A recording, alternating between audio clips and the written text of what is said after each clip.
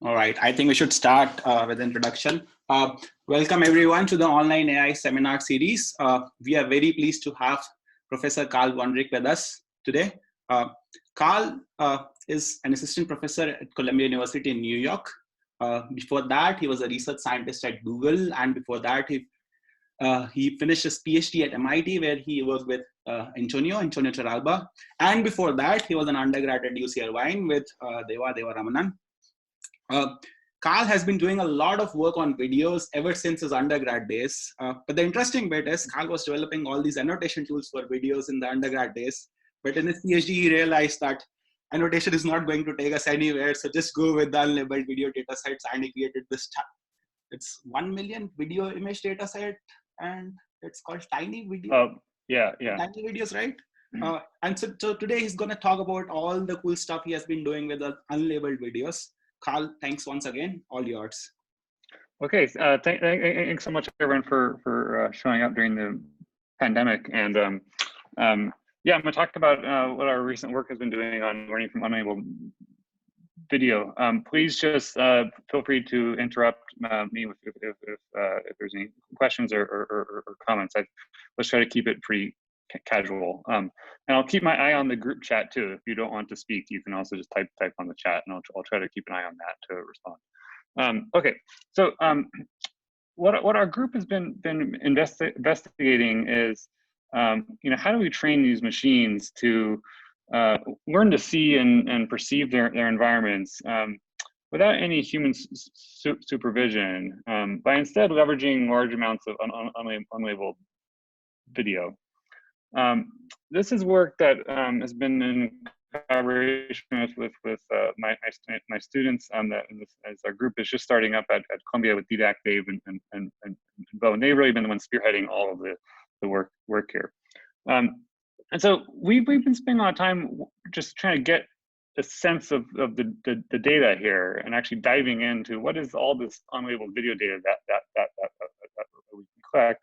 And one thing that we realized is that just and you just randomly download these videos from on the web, there tends to be a bias. There tends to be a survivor bias in videos. So while computer vision has made, you know, all these advances in recognizing actions, you know, and across these unconstrained scenarios, the videos are very much unlike my life, because people always succeed.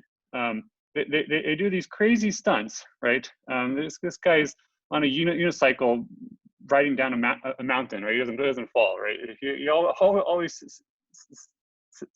succeeds. Here's someone kayaking down a waterfall, right? And they don't fall. They all survive. So there's this bias in these videos for success. And we were interested in this problem of, well, you know, what about actions that are not successful? So one of the recent things that we've done, this will be appearing at CVPR, is we've collected this new data set, which we're calling the OOPS data set. And the point of this data set is to just collect a bunch of videos that show unintentional action. And it's basically just trying to show people across unconstrained in the wild situations of people generally messing up at their activity. So, you know, it contains people, you know, interacting with other people interacting with animals, just people interacting with their environment. And you can collect, you know, a large number of these just by, you know, crawling videos from the web. We've annotated all these videos with the temporal position where the action switches from intentional action to unintentional action. And we think this can be a very useful data set for trying to learn about, you know, intentionality and about goals, right? What are the goals behind actions? And what does it mean to download a random video from the internet? Right, so how actually do we sample these videos here is you can use there's all these channels online that show quote fail videos, and so this is how we were able to mine these videos. I think we have about 20,000 videos. We always get more. So we're very much motivated by some fairly well-known work in child development, which shows that from a very young age, a toddler essentially can recognize when action is not intentional, and then also infer the goal. So this is a video you may have seen before from Felix Warnick and the Max Planck Institute has done a lot of studies on this with kids. And what this video shows is, right, here's Felix, the experimenter, right, trying to open this cabinet and being unable to do so, right? It's pretty exaggerated, but the kid, right, right away, just without any language, can visually recognize, oh, this is not what this person wanted to do, and here's what the goal is. And so this is something that current computer systems today just cannot do. They cannot do this type of goal prediction. And so we're hoping that this OOPS data set will be a good step towards this direction. Okay, so we have this URL. You can go check us out. I can't believe the CS department gave us this URL. It's oops.cs.columbia.edu. And so it just covers all. It's quite a fun data set. Just covering various activities and scenes where people's action transitions from intentional to unintentional.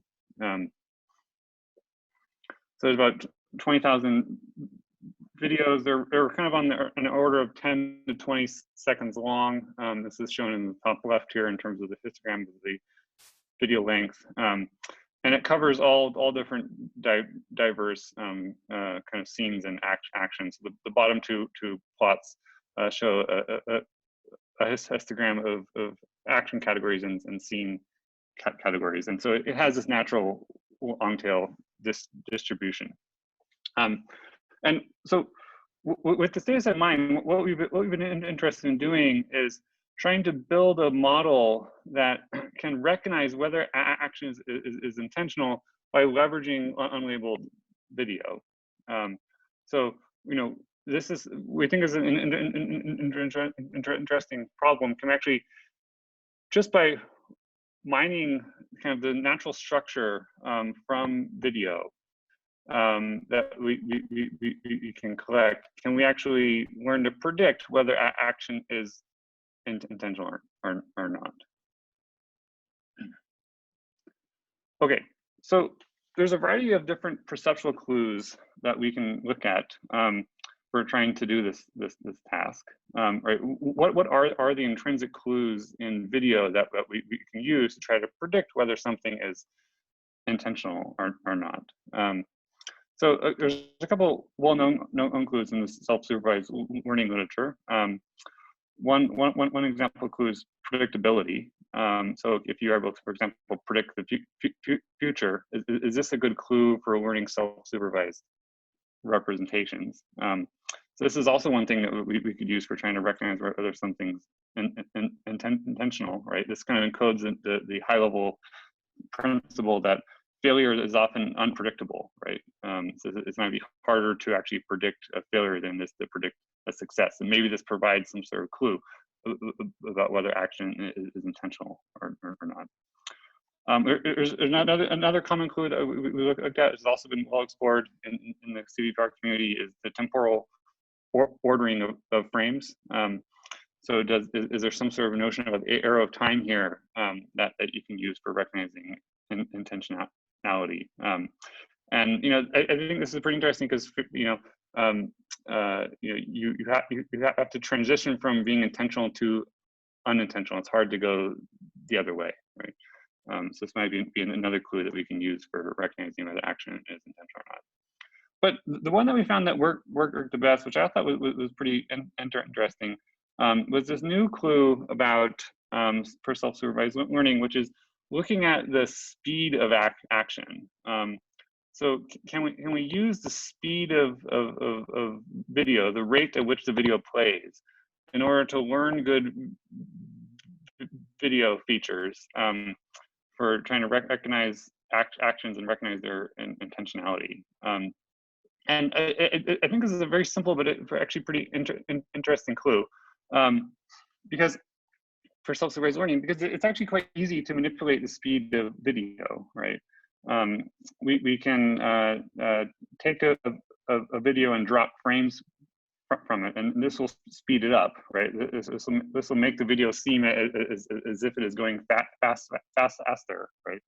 And so in this sense, video speed is intrinsic to the modality. But then you can train a model, when we take some sort of convolutional net or whatever your favorite model for video, and then try to train the model to predict and to recover what the original speed was.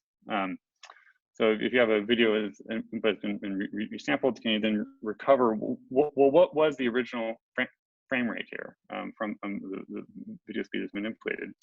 And the hypothesis here is that in order to solve this task, the model is going to have to learn about motion features, right? What is the typical duration of action, right? It's all obvious to us that the video is playing here, that this is happening in slow motion, right? And we know the dynamics of water and falling into a pool. This actually happens at a much faster rate than what we're seeing here, right? And so we think this actually can be a very powerful clue for learning features for motion. So there's also some interesting connections about the speed of action and intentionality. And so there was this case in New York. It's really a tragic case in New York, I think about a decade ago, where in court, when video evidence is displayed, right, it's often slowed down to the jurors in order to make it more clear what's going on. It turns out, though, that when you slow down the video, this actually makes the action look much more intentional, right? So here was a court case where there was a robbery, and the robber essentially had shot someone at the store, and the question was this a premeditated action or not, right? Did the person go into the store intending to do this, or was this an accident? And so at the time of the case, the video was displayed in the courtroom happening in very slow motion. And so this made it look like the robber had acted premeditation, right? They intended to do this all along. But if you watch it actually at slow mo and at real speed, right, then it seemed like it was an accident. And so eventually this case got overturned. So there's this natural connection about the speed of the action that basically provides a hint about whether action is intentional or not.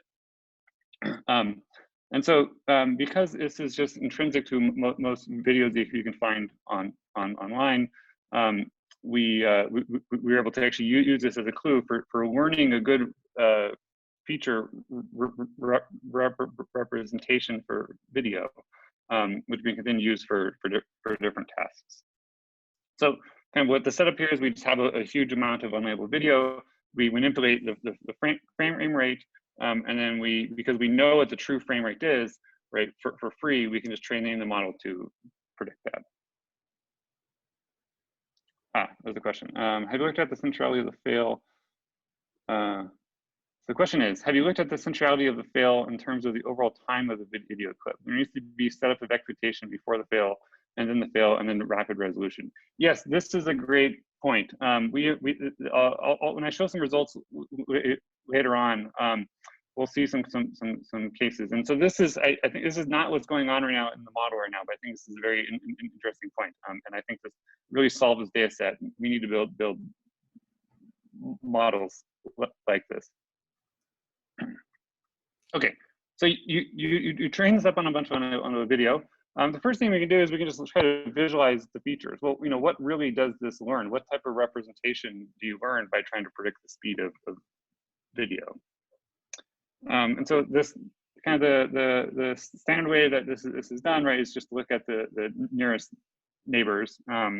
So we can, this is all trained on unlabeled video. We input a query frame into the representation, and then just do nearest neighbor and some point in the representation space between other videos. And what's interesting is that it actually retrieves nearest neighbors of objects that have similar motion, right? It's really learned good features for motion here, right? So like here on the top one, for example, right, it tends to retrieve, if you put a picture of a bird, it retrieves more images of animals.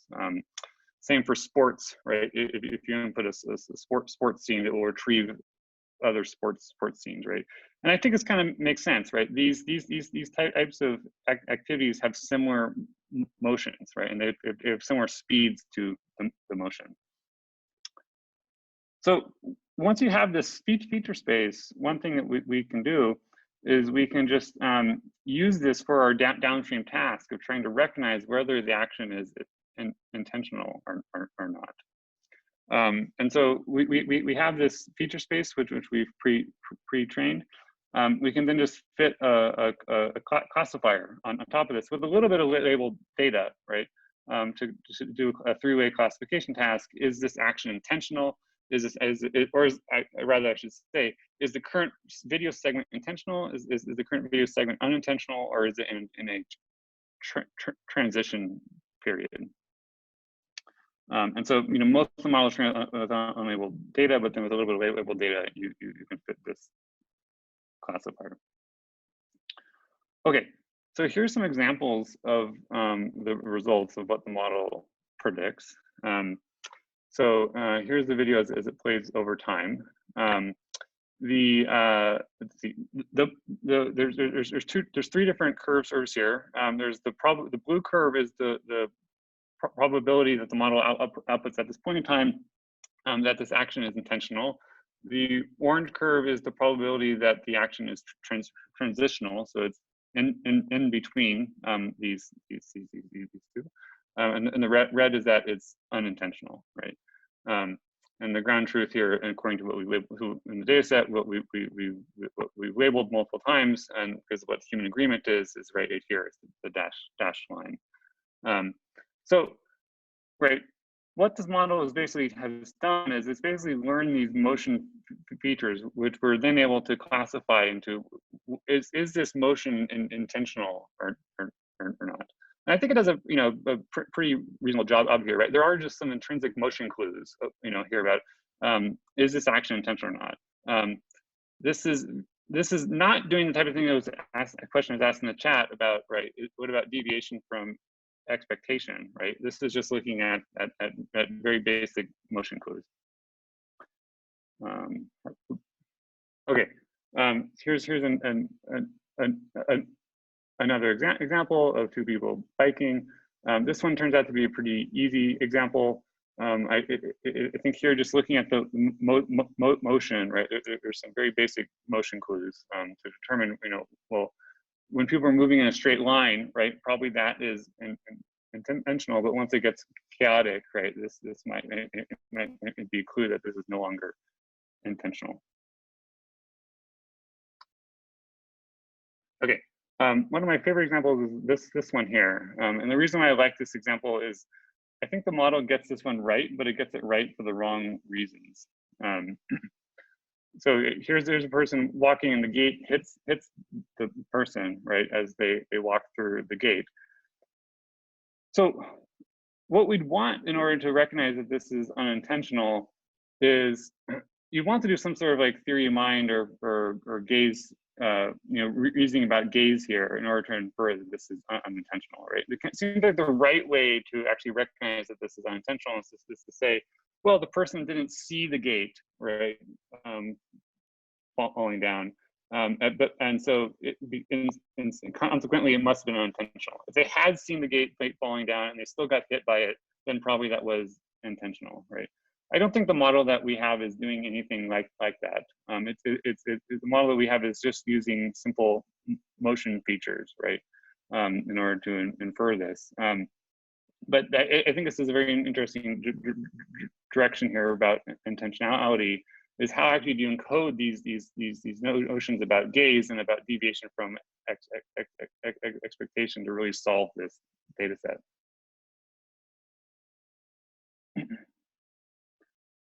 So the paper quantifies various different parts of this data set. I thought one plot that's interesting to talk about is how does the model compare to human performance on this data set as we break down the different types of videos that are in the data set. So we annotated the videos into a couple of different categories about what type of action do they display, and what actually causes the action to be unintentional. Is it something due to the environment, right? Do they slip on ice, right? Is that what causes the unintentional? Is it something unexpected, right? Does something swoop down you couldn't predict, and that causes them to, quote, fail? Are there multiple agents in the scene? Is it because they've limited skill, right? Maybe they're just not very good at performing this task, or limited visibility. Can I ask a question? Yeah. So is the assumption here that unintentional action happen during the video that has both intentional and unintentional action? In other words, if you have a video that is fully cut in a way that it's unintentional completely, can the algorithm detect it? Right, that's a great question. So the videos we have are untrimmed. So the videos show both intentional action and unintentional action. The model we have right now is just a sliding window-based approach. So it slides along in time, trying to classify is the current, I can't remember what the temporal window is. I think it's like 2 seconds is what it sees to try to predict whether it's intentional or not. So right now it would, so certainly this model would actually work on just cropped videos then.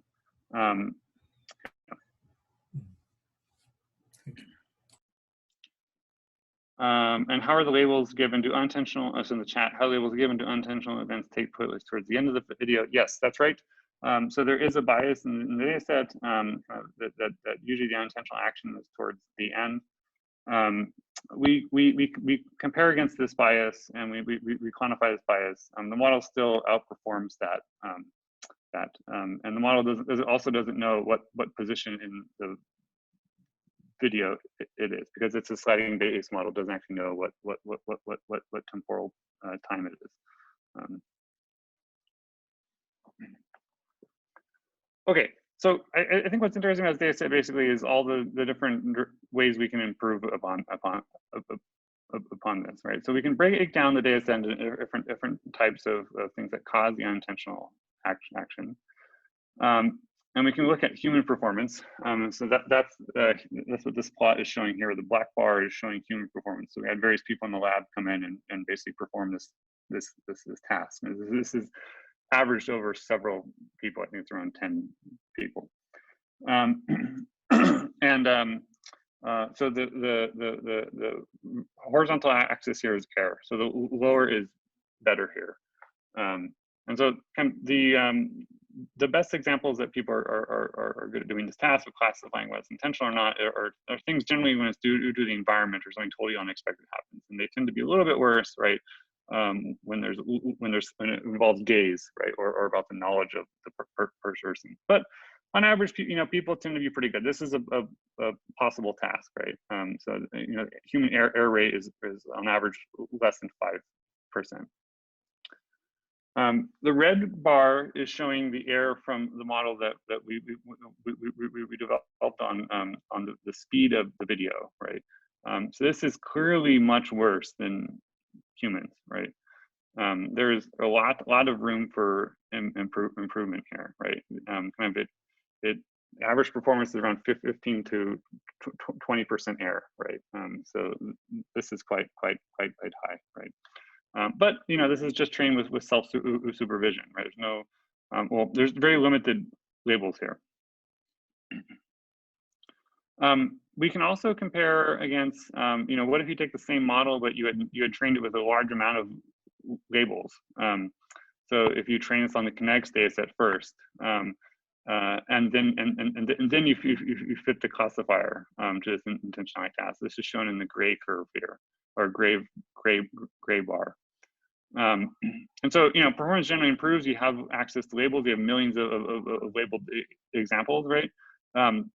But it's still not getting all the way there, right? I mean, there's still this model itself. Even if you had great weights, right, on this model, it wouldn't actually solve this task.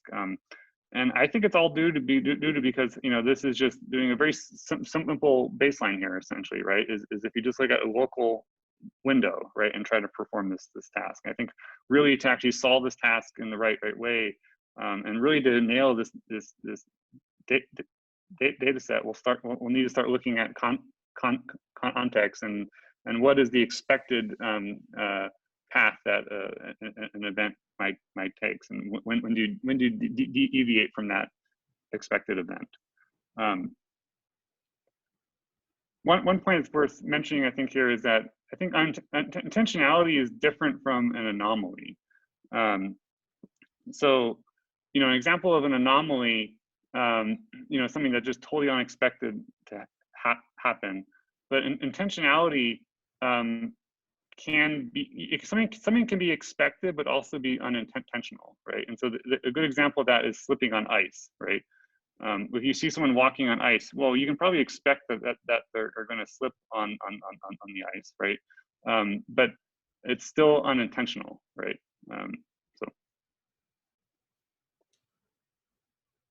So as far as your self-supervised learning task, essentially I think it's known as like pretext task, essentially. Yeah, right, yeah. You're cutting out frames in order to slow it down or speed it up so that the model needs to predict the original frame rate.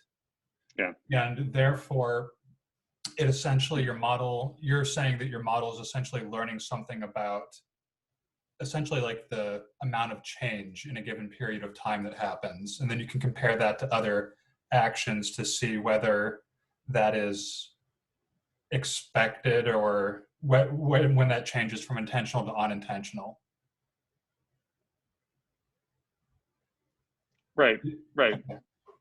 Okay. Yeah. So I mean, right. I think it's interesting. It's not the final solution as a pretext task, but I think it's a complementary pretext task for learning dynamics. Right.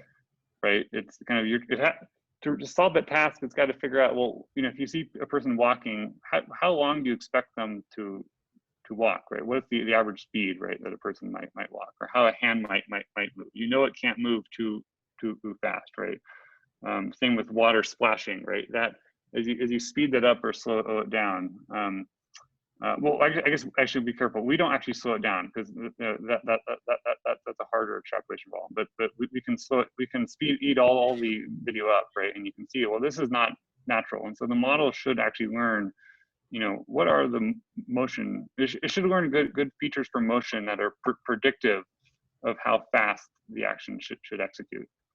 And for your pretext task versus your downstream task, was that the same data set, or were those different data sets? Yeah, so you could train the model on, I think we trained it both on our data set without labels. We also trained it on the kinetics. Okay. I don't remember which one we ended up including as the final numbers in the paper. I should ask Dave, the student on the project. Yeah. Okay.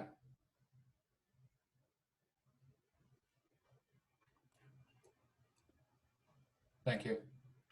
Okay. I have also a question. So when you say that you change the speed of the video with resampling, what if two videos from two different actions, you speed up one of the videos and then the other video by default has higher speed.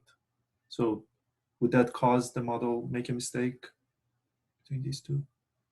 What do you mean? Sorry, I don't So understand. for example, imagine a person is walking and then something happened unintentionally, and then, but compare this video to a video that a person is playing. So the speed of these two is different, the action speed, right? Right. So when you increase the speed rate for the person which is walking, does it, and then compare it to the person who is playing, doesn't that make the model make a mistake that the speed of these two is kind of the same? I see. Right, I see what you're asking. So what we do is we use video speed as a way to learn features and learn the representation for motion. And then with a little bit of labeled data, we fit a classifier for this final task of is it intentional or not. So the motion features that is learned are really agnostic to the task. It doesn't, you know, when you're doing the self-supervised learning task, it doesn't know it's being trained on this. The ultimate goal is to recognize intentionality or not. So this video speed should just give you these good features about the motion. And then you can then use those motion features for any type of task that you want. We just show it on this task of trying to predict whether something's intentional or not. I see. So it's relative.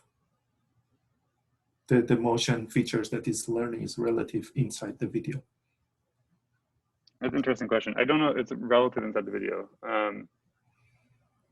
No, it should be absolute, because all the video we have, most of the video we have is you know, the frame rate has not been manipulated.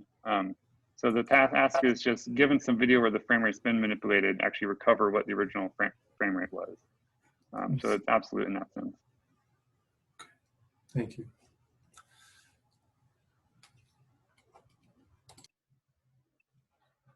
Okay, great questions.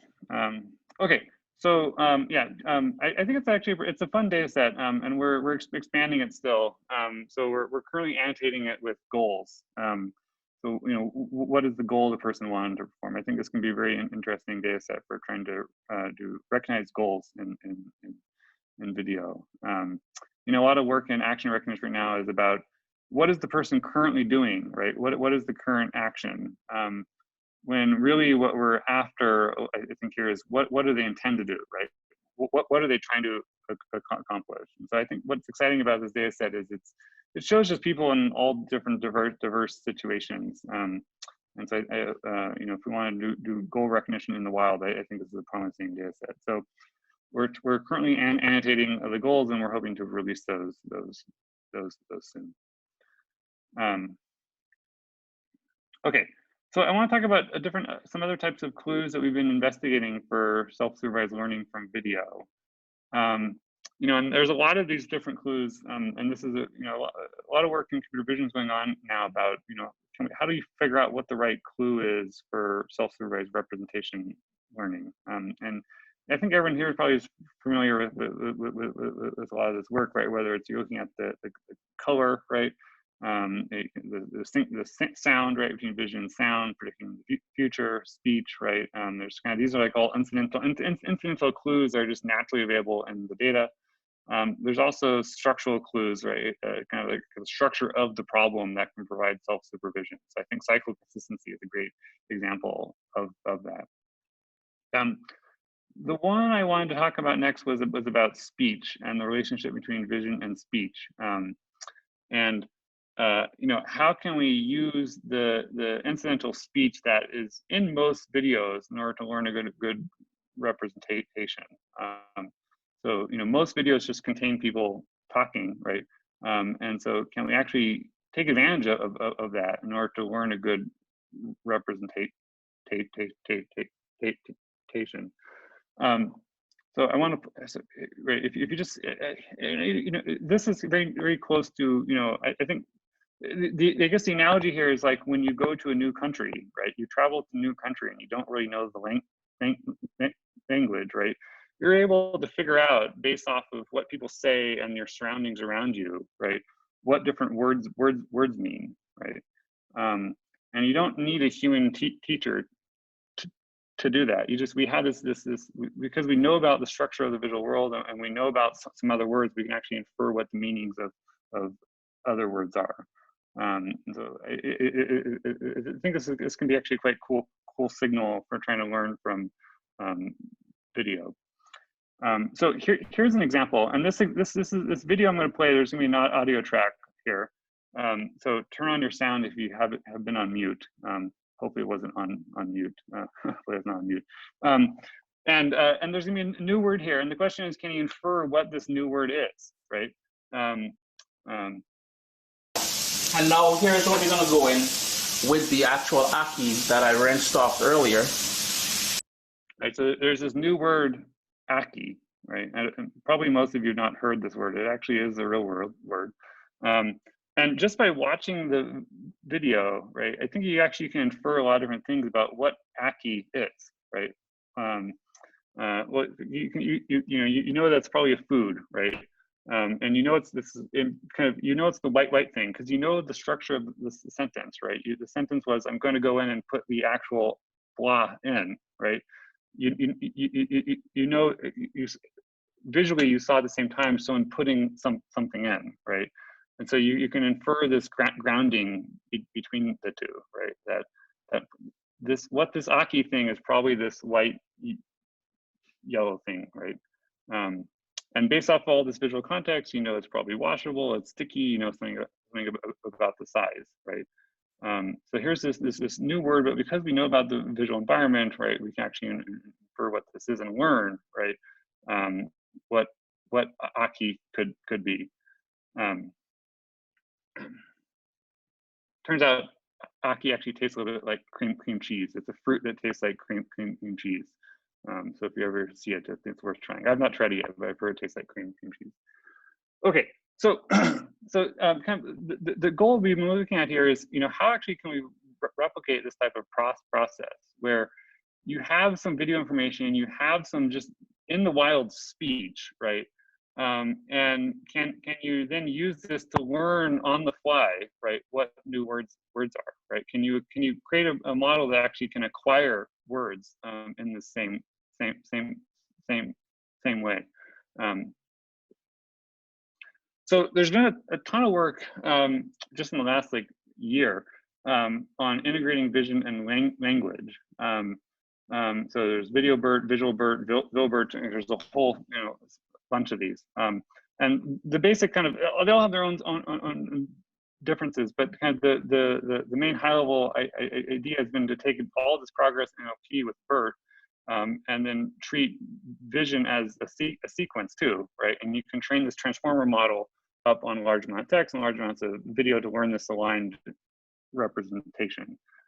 So when I was working at Google, we created this, my collaborators and I created this model called VideoBERT, that was trained this way. And it's very similar to what was going on with VisualBERT and VideoBERT, and just trained it on a ton of video with the speech. So, you can train this on massive amount onto video. Most video contains speech, so it's really easy just to collect a large amount of unlabeled video. And so just what was cool about the model was it learned some different things, right? It just was trained on these two sequences. You had these two aligned sequences of video and the corresponding ASR captions, right? And so you think you can use this model in different ways. For example, you could input one image and see what the predictions were for the future, right? So here's someone pouring some powder into a bowl, right? And then the model predicts kind of the next sequence of steps that could happen, right? And there's a few more examples. It could also do naming, right? Because it's trained on both vision and captions. It could also try to name different nouns, for example, and verbs in this sequence, right? And it did a pretty good job. I mean, what was cool here was that we never actually labeled any of the examples. I had to discover this just from video. The problem with these models, though, is that, and this is, I guess, is one of the problems with a lot of the evaluations in vision and language, is they often learn a bias in the data. and they pick up the bias in the training set. And so to kind of look at this one experiment that we did was we took this data set and we just removed some of some phrases from the data set. So we didn't remove any words. We removed kind of pairs of phrases. You know, so here's a video of someone washing a knife, right? And so from the training set, we had a knife. We had the word wash, but we removed the phrase wash knife. Right, that phrase never appeared in training. Right, and then what happens is that the model just overfits to that training set. And so when you actually show it a video of wash knife, right, it doesn't get it right. It just picks something very close, right? It picks wash pan, right? And this kind of makes sense if you look at this from an issue of maximum likelihood, right? The model never saw this composition of wash knife, so why would it assign a high score to that, right? Whatever, so high probability is composition that was not seen. The next best thing for it to do, according to the training set, is to say wash pan. And there's a variety of examples of this. So what we think is that the problem here is due to how these models are typically trained. And the typical way that these models are trained is that we have these two modalities, vision and language, and we're trained to maximize the correlation between the two modalities.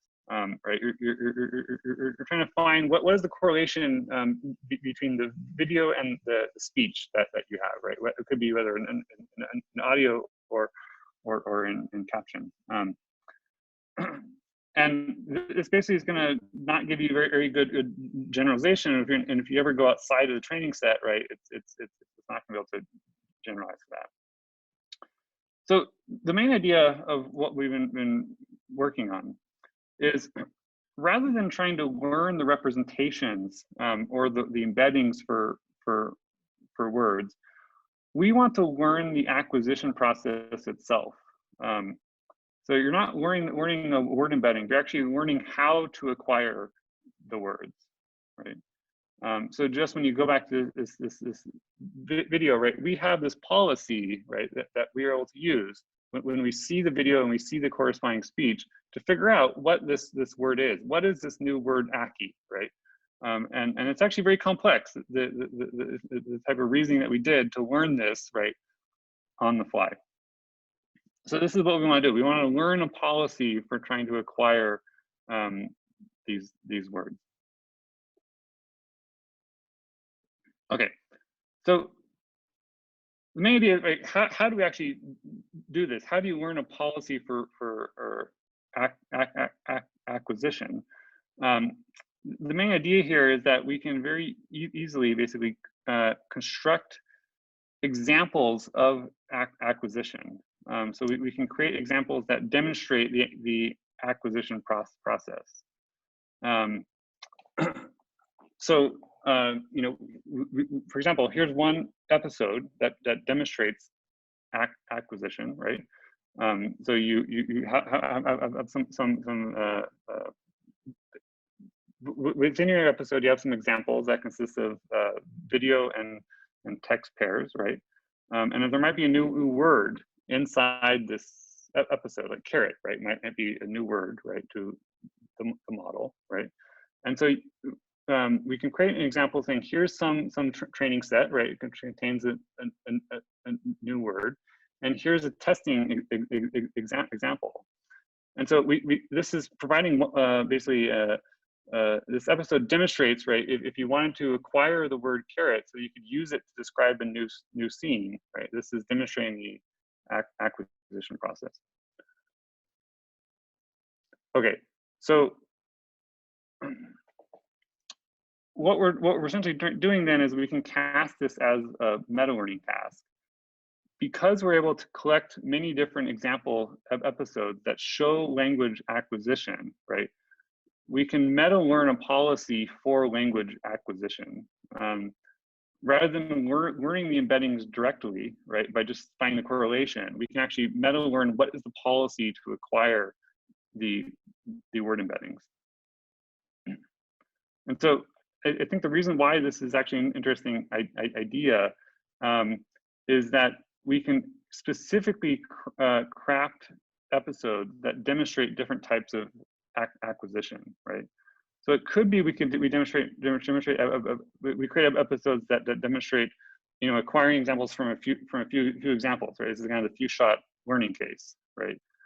We're just given us just in that example video with the Aki, right? Just given us a single example, can you try to acquire what that word is, right? Just from an episode.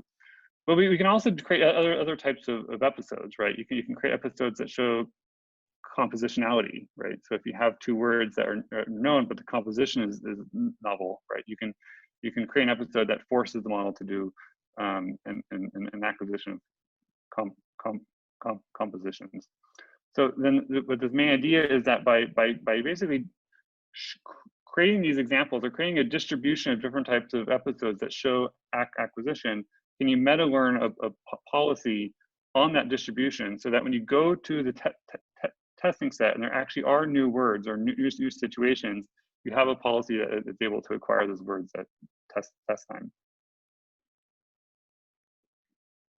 Okay, so this is a little different from how most of the VisualBERT, kind of the family of VisualBERT models are trained.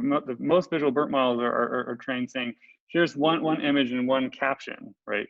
And they learn a representation from that pair. Instead, what we need is basically in meta learning, we need a model that's actually able to consume the entire data set, right? The input to the model is a data set or is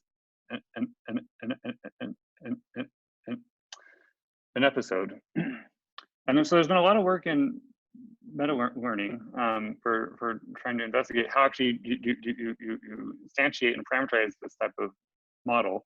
The one we've been looking at, and I think is actually a pretty interesting representation for meta learning, is we can use a transformer stack itself as a parameterization of the meta learned model.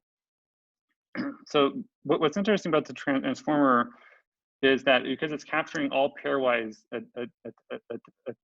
attention, it can accept both a variable length, right, episode that consisting of many different examples, and it can actually find all the different relationships between elements within the episode. So what we have here is this transformer model, and it can be kind of as deep as you want this transformer model to be. And the input elements to this transformer are going to be a sequence of examples, right? Which could come from either the same video or across videos, right? And the point of this, we're going to basically train this model, this transformer model, to try to acquire new words from this episode. So the final training task is kind of what we want this to do is from kind of the high level intuition here of what we want this model to do is if we see this caption or this image here of someone stirring pasta, right? If you know what the word stir is, but you don't know what the word pasta is, what we want is the model to figure out, to have learned to learn that what the pasta is, right? The pasta is the thing being stirred here. And we want the transformer model to encode this type of policy. So the way we can train this model is what we want going on is if it's actually acquired this representation for stir in the testing example of the episode here. So in the testing example of the episode, if someone's stirring paneer here, right? What we want is stir to be basically the word stir to be transferred over to the right side here to describe this scene, and the word paneer to be picked up and flow to the testing example to describe the noun, right? This is stirring paneer.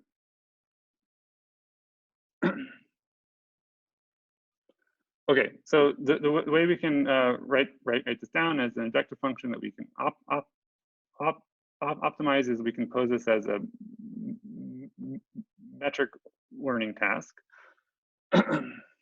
where each input to the model, right, is going to be an image and the corresponding words, right?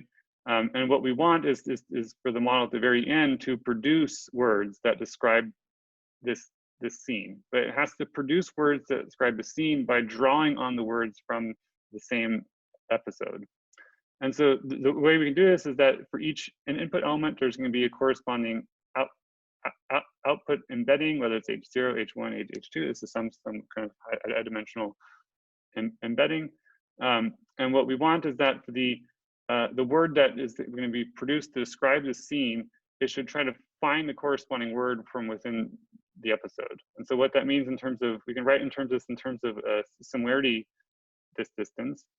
So if this is the word that the corresponding output word HI plus 1 here should be close to the true word within the episode, which might be H6. So we want this distance here to be short, right? Well, the incorrect pair should be far away. So there's a variety of different distance metrics that you could use. We're just going to use a kind of inner product similarity here, where the similarity matrix Aij encodes what's the similarity between element I and element J, and it's just going to be inner product. And so then you can train this whole model up, right? Just with basically a contrastive objective, saying, right, we want the true pairs to be close, but the negative pairs to be far away. So is that kind of similar to like an attention model? Yeah, so what's interesting about this is the transformer is doing attention, but it's doing attention basically across an entire episode. So it's able to actually capture some very complex dependencies between the inputs. So rather than just modeling as a sequence, right? If you had an LSTM, for example, it'd be hard to find long range connections. Well, attention actually is very good at finding these long range connections. Okay, so I think what's cool about this model is that after you train this model up on a bunch of examples that contain new words, you can then test it on episodes that have words that have not seen during training. So here, for example, here's an episode where the word avocado and the word skin were never seen in training, and you want to test the model. Well, can I actually acquire these words to use them later on? And so, this is the input to the model, and it wants to produce a particular output here. And what the model actually does is it's able to learn to point right to the right word, right? Because even though it's never seen this word avocado before, it doesn't know what the word avocado. This is just a new word, right? It's able to actually learn a strong enough policy, right, in order to do this acquisition. Here's another example, right? In this episode again, there's two new words, right? Cupboard is a new word, and oven is a new word. And so the testing example is switch off the blank on the bottom right. It has to point to the right word, right? And it's going to point to oven for the right word. Let's see. I want to jump forward a little bit because I think we're running out of time. So okay, so yeah, we can quantify this model at doing this novel word acquisition. Kind of how well does it, if you present it with new words at testing time, how well does it acquire the new words? And this is a plot comparing this versus the distractor ratio, which is the number of new words, right? So how challenging is the episode?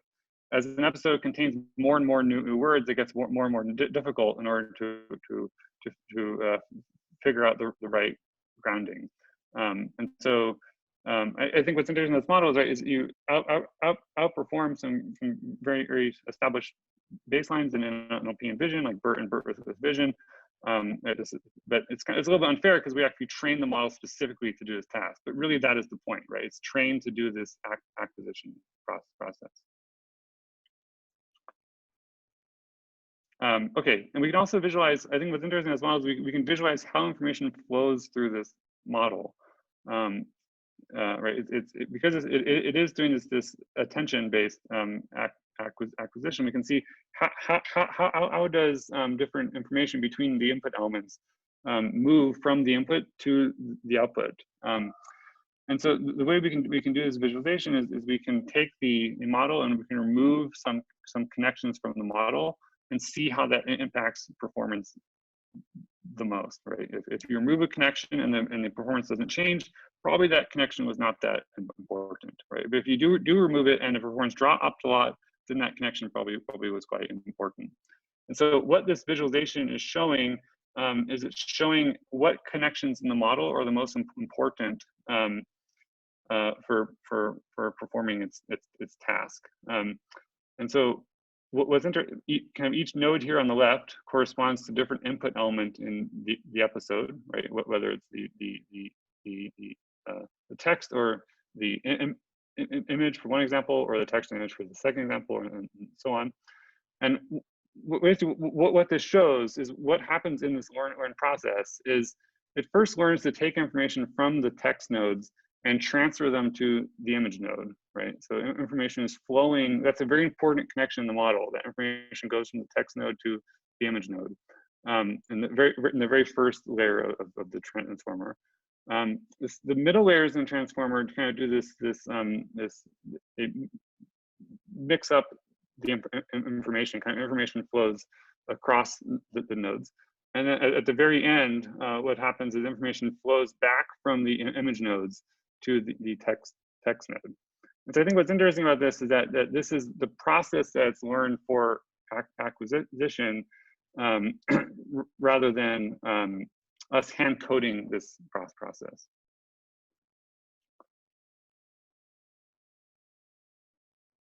Okay. So last slide before I end, we've also compared this model on this type of generalization, which is about compositions, right? So we started this part about how it overfits to compositions that are seen in the training set, right? And so it's interesting. I think what's interesting about this approach is that if we want to train a model to generalize new compositions, we can just construct examples of compositions, and the model will learn to do that type of generalization. So here's a plot showing performance at doing this. It's basically doing a captioning task on this cooking data set. And so if you do this captioning task on seen compositions that you've seen before, you get this gray bar here. So if you only use BERT, right, you get around 40%. If you have visual input as well, this improves, of course. And then the model that we looked at, it's meta learned instead, right? You improve through 664. So these are all for seen compositions. When you look at new compositions that were withheld from a training set, but then present at test time, and you only look at those results. I think what's interesting here is that the baselines, right, BERT, right, that's performance drops dramatically, right? If it's not seen that composition at training time, then this performance goes way down, right? What's interesting about ours is because we can actually construct episodes that show compositions, this drop is not as dramatic, right? There's still a drop, of course, right? I mean, this kind of makes sense. The evidence is not there in training set to support that composition, but there's still this very large, but the drop is not as large, right? Because we're actually able to craft these episodes for generalization. Okay, and so all of this code and data is online, so it's all available on GitHub if you're interested in checking it out. And with that, I think I should end because I think we're over time. So happy to take questions too. Thank you. All right, thanks, Carl. Let's thank our speaker, and we can take a few questions. Maybe I'll start with mine, and then people can start jumping in. So one of the things which if I just zoom out and start looking from the video perspective, so one of the big promise of the videos was that videos are some approximation or tell something about the real world scenario, and that if we learn from the videos, we will be able to learn some representation about the world that we live in, right? Now, both the work that you showed to us, it's mostly about web videos. Now, one thing which I think is web videos are not a representative of the real world videos. And there are two aspects of it. Like one is acquiring such videos, the videos that you have used is challenging in itself, right? It's not trivial to find these kind of clean videos on the web as well. And building on the second point over here is why I'm saying this web videos are cleaner version than the real world videos. If you look at, let's say, the work on the VideoBERT, there's one event happening all throughout when you're looking at that video. But if I have, let's say, a camera, surveillance camera, which is looking at the street, and maybe someone is speaking about it or annotating it, there might be multiple events that are happening around that area. So do you see this disconnect between the real world scenario and the videos that we collect? Yeah, I mean, I think this is a problem in the vision community in general. All of our data sets are not like our real life. And so the question is, right, so if you're interested in deploying an actual system, then this domain gap is quite important to model, right? I think it's also fine for research for us to pick the right data sets that let us investigate the different problem that we want to look at. And that's how we're going to make progress. And the examples you're describing, I think, are actually quite important about, there's multiple activities going on at the same time. And this often comes up in cooking too a lot, right? I mean, think about when you're cooking, you're never actually doing one thing, right? You're trying to cook your beans while at the same time you're trying to make rice at the same in time, right? And so, yeah, I mean, I think this is absolutely an important problem.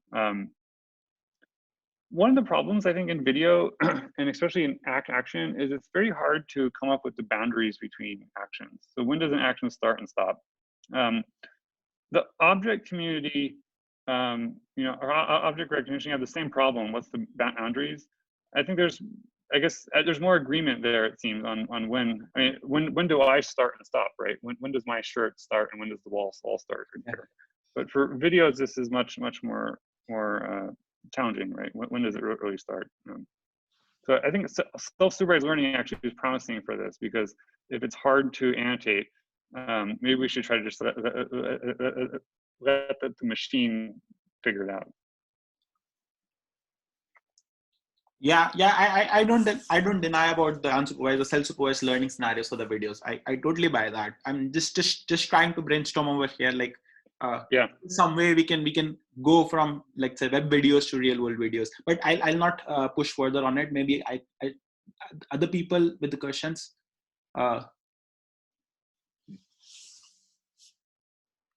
Anyone question?